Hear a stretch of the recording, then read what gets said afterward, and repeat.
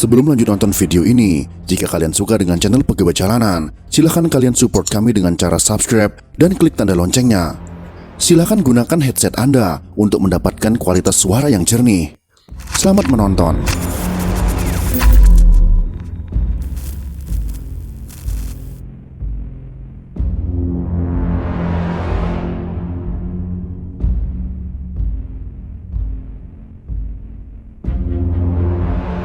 Sejak awal abad ke-14 sampai akhir abad ke-18, Eropa sedang memasuki periode zaman penjelajahan. Orang-orang Eropa mulai berlayar mencapai daerah baru yang umumnya merujuk pada benua Amerika atau daerah lain yang belum pernah diketahui sebelumnya. Sebuah periode yang menandai dimulainya era kolonialisme.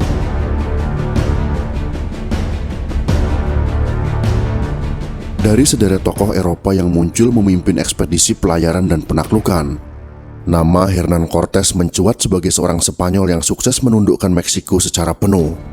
Cortés adalah tipikal orang yang keras, tak mudah patuh pada perintah atasan, dan pada gilirannya memenuhi ambisi dirinya sendiri. Jasa Cortés tentu saja besar bagi kerajaan Spanyol dan bisa dianggap sebagai pahlawan. Sementara di Meksiko, ia jadi sosok yang kontroversial, terutama hubungan buruknya dengan para penduduk asli.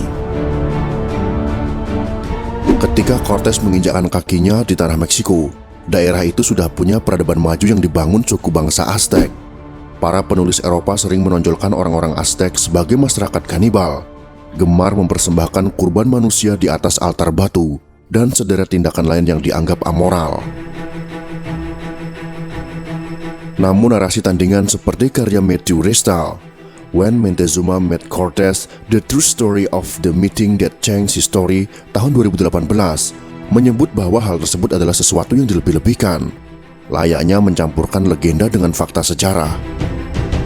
Perilaku Cortés sendiri tak jauh lebih baik. Ia merampas tanah dan menyerobot emas. Banyak dari penduduk asli dijadikan budak, terbunuh, termasuk karena wabah penyakit cacar yang ditularkan orang-orang Eropa.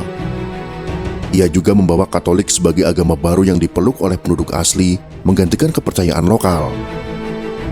Hampir 500 tahun berselang, Paus Fransiskus, selaku pemimpin tertinggi otoritas gereja Katolik, pernah meminta maaf pada bulan Februari tahun 2016. Ini tak lepas dari desakan beberapa komunitas adat di Meksiko yang menilai gereja Katolik terlibat dan bersekutu dengan para penjajah macam Cortés. Akibatnya budaya, bahasa, agama dan nilai-nilai Spanyol lainnya dipaksakan kepada rakyat Meksiko. Beberapa orang menganggap nilai budaya dan tradisi Anda lebih rendah. Yang lain dimabuk oleh kekuatan, uang, dan tren pasar, mencuri tanah Anda atau mencemarinya. Betapa menyedihkan, kata Paus Francis yang dikutip oleh BBC.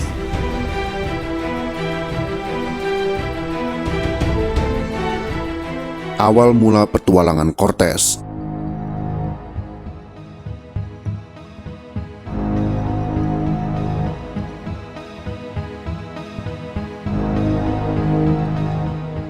Bernama lengkap Hernán Cortés Marqués de Valle de Ajata. Ia lahir di Medellín, Provinsi Extremadura, Spanyol pada tahun 1485 dari pasangan Martín Cortés de Monroy dan Catalina Pizarro Altamirano. Keluarganya merupakan golongan priai yang dihormati meski tak sekaya dan sebesar priai lainnya. Cortés yang dikenal sebagai penakluk sukses sejatinya tak punya jam terbang tinggi dalam hal perang. Pendidikan terakhirnya adalah ilmu hukum di University of Salamanca dan tidak tamat. Baru 2 tahun kuliah, ia merasa bosan dan memutuskan berhenti. Cortés berpaling dari dunia pendidikan dan mulai terpesona dengan kisah-kisah penemuan emas dan kekayaan lainnya di dunia baru. Apa yang dimaksud dengan dunia baru? Di zaman itu adalah daratan benua Amerika. Kata tersebut muncul pada abad ke-15 berbarengan dengan dimulainya zaman penjelajahan. Penyebutan dunia baru muncul karena sebelumnya orang Eropa hanya menganggap bahwa dunia ini diisi oleh daratan Eropa, Asia, dan Afrika. Cortés berlayar menuju kota Azua di Hispaniola, kini menjadi Republik Dominika pada tahun 1504 saat umurnya masih 19 tahun. Menghabiskan waktu selama 7 tahun, ia diketahui pernah bekerja sebagai notaris dan petani. Pengalaman menaklukkan dunia baru datang saat ia bergabung bersama ekspedisi Diego Velázquez ke Kuba pada tahun 1511. Velazquez sukses menguasai Kuba dan mendapat jabatan sebagai gubernur, sedangkan Cortés bekerja sebagai pegawai bendahara dan pernah menjabat wali kota Santiago. Pengalaman selama menaklukkan Kuba bikin Cortés terobsesi memimpin sebuah ekspedisi sendiri. Ia kemudian minta izin ke Velazquez pada tahun 1518 untuk berangkat ke Meksiko. Velazquez mulanya sempat mengizinkan, tapi belakangan ia punya firasat tak enak kepada Cortés yang dipandang punya potensi menjadi seorang yang haus kekuasaan. Singkatnya, Cortés tetap berangkat pada tahun 1519 meski tak dapat restu dari Velazquez. Menggerogoti pinggiran Meksiko, menaklukkan Aztec.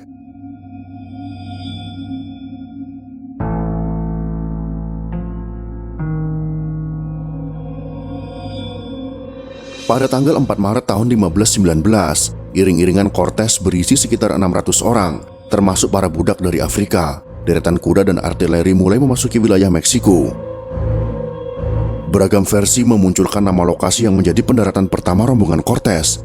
Ada yang menyebut di daerah Veracruz, Cozumal, Cabo Catoche, Yucatan, dan lain sebagainya.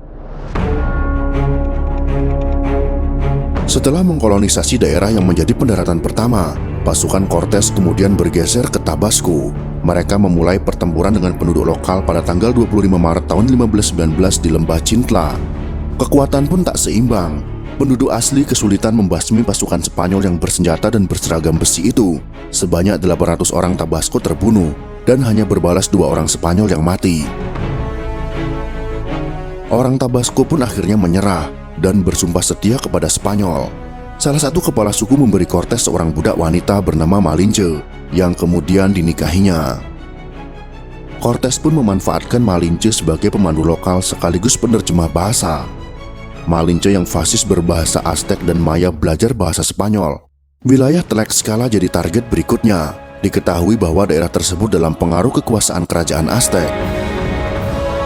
Meski kerajaan Aztec punya pengaruh dan kekuatan besar di Meksiko, tak semua daerah Meksiko sepenuhnya tunduk atau suka. Tokoh lokal Tlaxcala bernama Xicotenga adalah salah satunya. Mereka berkongsi dan menggabungkan kekuatan untuk pergi menuju ibu kota kerajaan Aztec di Tenochtitlan. Niatan Cortés yang hendak menaklukkan kerajaan besar Aztec tak sepenuhnya didukung para prajuritnya. Mereka melihat bahwa Cortés makin jauh melangkah, mengabaikan instruksi Velazquez di Kuba. Mengetahui hal tersebut, Cortés menghancurkan seluruh kapal guna memastikan mereka tak pergi meninggalkan barisan. Langkah ini pun berhasil. Para prajurit meneruskan perjalanan bersama Cortés ke Tenochtitlan.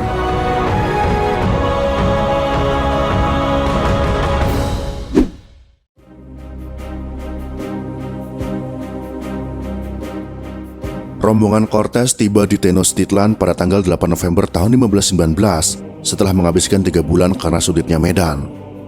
Tampaknya kedatangan Cortés bertepatan dengan sebuah ramalan kepercayaan Aztec tentang adanya dewa berkulit putih yang datang dari timur. Inilah yang kemudian menjadi alasan mengapa Raja Montezuma menyambut kedatangan Cortés dengan limpahan hadiah dan mengajak tur ke Siantaro istana Aztec. Penyambutan gila-gilaan orang Spanyol di tanah Aztec rupanya memicu kekacauan di kalangan masyarakat setempat. Keadaan semakin runyam manakala Cortés langsung menyandera Montezuma dan menuntut uang sebagai tebusan yang besar kepada bangsa Aztec. Sedangkan pasukan Spanyol dikerahkan untuk menguasai kota Tenochtitlan. Malangnya Montezuma meregang nyawa di tengah bangsanya sendiri setelah dirajam dengan batu. Masih dalam suasana pertempuran, seperti diungkap oleh Badilevi dalam Conquistador, Herman Cortés, King Montezuma and the Last Stand of the Aztecs, tahun 2008. Velazquez menerjunkan pasukan untuk menangkap Cortés pada bulan April tahun 1520 karena dianggap telah melanggar perintah. Cortés memberikan perlawanan kepada pasukan Velazquez dan berhasil mengalahkan mereka. Ia kembali ke Tenochtitlan dengan keadaan orang-orang Aztec hendak memberontak kepada Spanyol dan mengusir keluar. Cortés tak hilang akal. Ia mulai mengkonsolidasi kekuatan dengan cara menguasai daerah-daerah pinggiran Tenochtitlan dan mendapatkan sekutu. Dengan kekuatan besar ini, Cortés menyerbu Tenochtitlan kembali dan berhasil menguasai kota pada bulan Agustus tahun 1521 setelah 3 bulan pengepungan. Setelah kemenangan, sebuah pemukiman baru bernama Mexico City berdiri di atas reruntuhan kerajaan Aztec. Cortes hendak menegaskan bagaimana ia bisa menaklukkan peradaban Aztec dan merebut Meksiko di bawah kendalinya. Sesuatu yang sudah ia impikan sejak di Spanyol. Ambisi Cortes menyebabkan praktik kekejaman besar kepada penduduk pribumi Meksiko.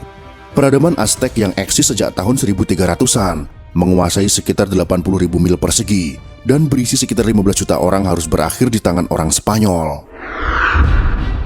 Sebuah wabah mematikan yang menyerang pada tahun 1545 juga turut mempercepat berakhirnya era masyarakat Aztec karena merenggut nyawa jutaan orang dalam waktu 5 tahun. Pada puncak penaklukan Spanyol, deretan daerah jajahan ini diberi nama Spanyol Baru. Wilayahnya meliputi Meksiko, Amerika Tengah, Amerika Serikat Barat Daya dan Selatan, Hindia Barat Spanyol, Florida Spanyol, Filipina, dan beberapa pulau di Pasifik. Akhir perjalanan Cortes. Cortes sempat diberi jabatan sebagai gubernur jenderal untuk Spanyol Baru pada tahun 1523. Jabatan ini merupakan suatu kehormatan besar dan puncak dari karir seorang penakluk. Tetapi pemerintah Spanyol khawatir bahwa Cortes akan menjadi orang yang terlampau kuat.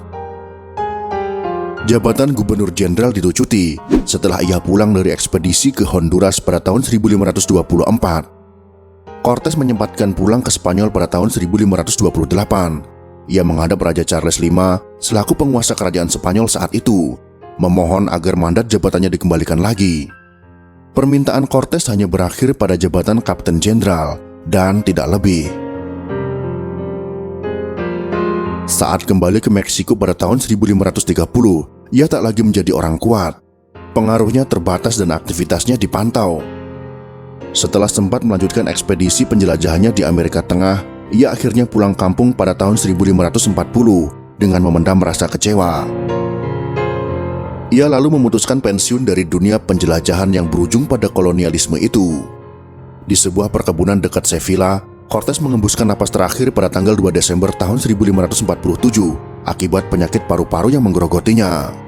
Dan berakhirlah kisah sejarah Cortes yang berlumuran darah itu.